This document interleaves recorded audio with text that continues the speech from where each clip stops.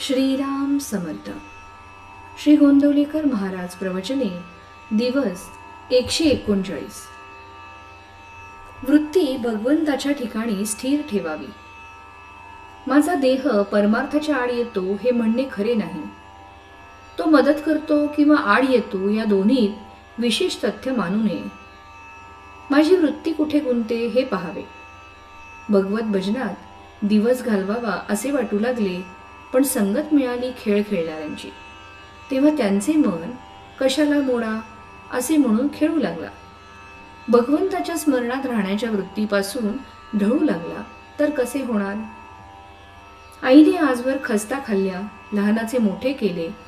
तीच आई लग्न झाल्यावर विषयाच्या आड येऊ लागली आणि म्हणून वैद्यासारखी वाटू लागली. वास्तविक दोघांच्याही देहात फरक होण्यासारखे असे काहीच झाले नाही, पण वृत्तीत बदल झाला. विषयातच मी गुंतून राहू लागलो. याला काय करावे.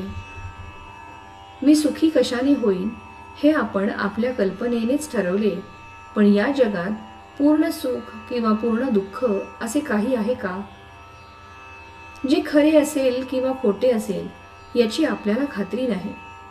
त्या बाबतीत आपण रिकाम्याच कल्पना करीत बसतो. दुसरा मनुष्य ज्यावेळी आपल्याला त्रास देतो त्यावेळी त्यामध्ये 50% आपली कल्पना असते. बाकी उरलेले 50% त्याबद्दल त्याने दिलेला त्रास मी करून घेणार नाही ही वृत्ती असावी, म्हणजे संपले.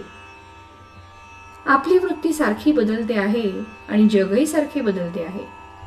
त्यामुळे अमुक परिस्थितीमुळे सुख किंवा अमुक परिस्थितीमुळे दुःख होते हे वाटणे खरे नव्हे.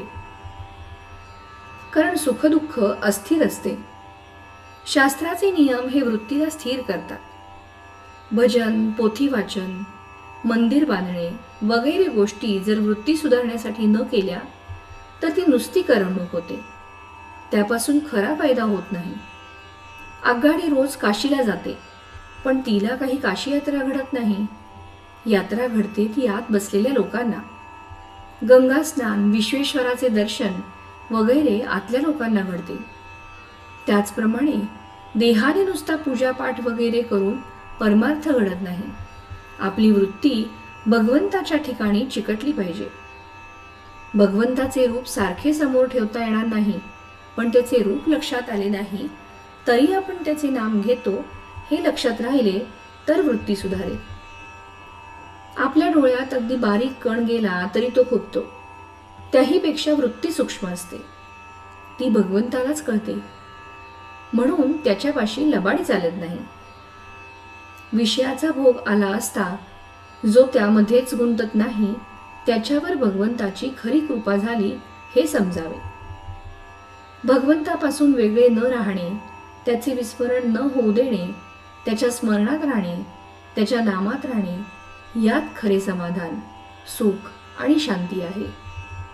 तात्पर्य, वृत्ती स्थिर होणे, शांत होणे याचे नाव समाधान आणि भगवंताकडेच वृत्तीसारखी राहणे याचे नाव समाधी होय.